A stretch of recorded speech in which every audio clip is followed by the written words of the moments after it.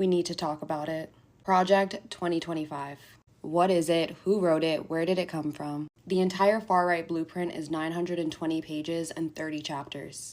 You're not going to read all that. I don't expect you to. And if you haven't even heard of Project 2025, that's okay too.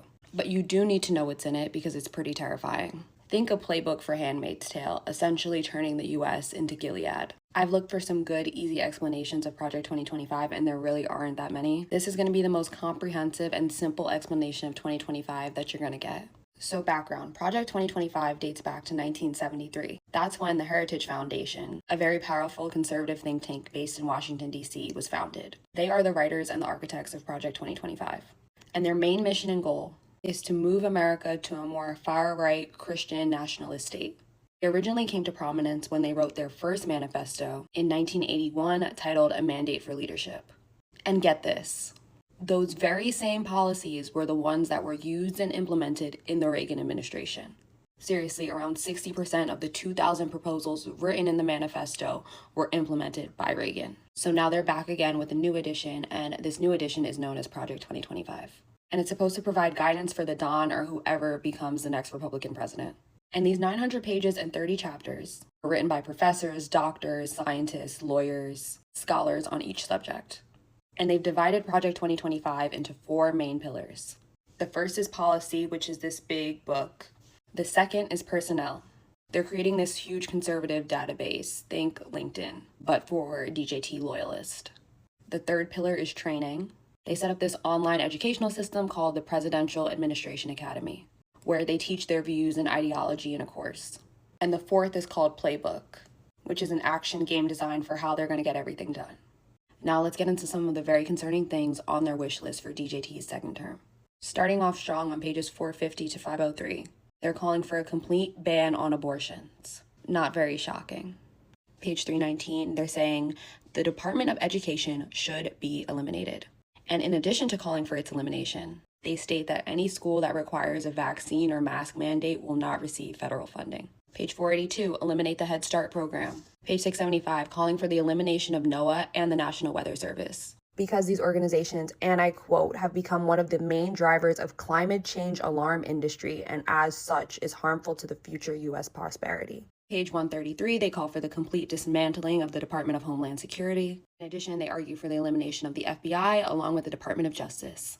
Page 5, they call for a complete ban on corn, writing that corn should be outlawed, the people who produce and distribute it should be imprisoned, and anyone else who participates or facilitates it should be registered.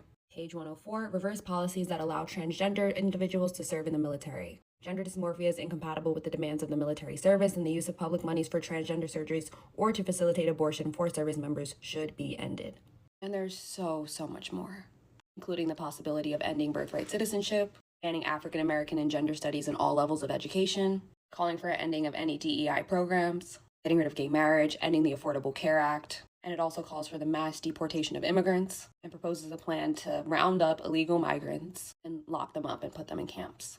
But perhaps one of the most troubling and well thought out plans is the move to reclassify federal workers under what is known as Schedule F. Now, I'm going to get a little HR heavy, but please stick with me because it's so important. Now, there are 2 types of federal employees. The first group are merit-based workers. These are career positions. These people have earned them through going to school, getting work experience. They're either considered experts or they could be a part of the support staff. These people are hired because they know their stuff. Think an engineer at NASA or a scientist at the FDA.